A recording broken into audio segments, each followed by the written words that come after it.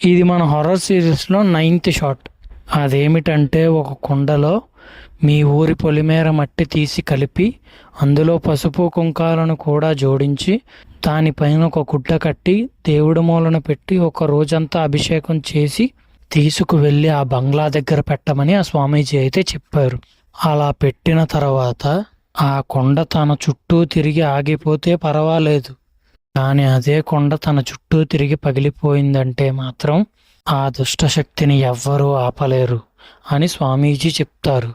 దాని తర్వాత స్వామీజీ చెప్పినట్టుగానే ఊరి ప్రజలంతా ఒక కుండ తీసుకుని దానిలోనే వాళ్ళ ఊరి పొలిమేర మట్టిని కలిపి దాంట్లో పసుపు కుంకాలు జోడించి ఆ కుండకు గుడ్డ కట్టి దాన్ని దేవుడి మూల పెట్టి అభిషేకం అయితే చేస్తారు.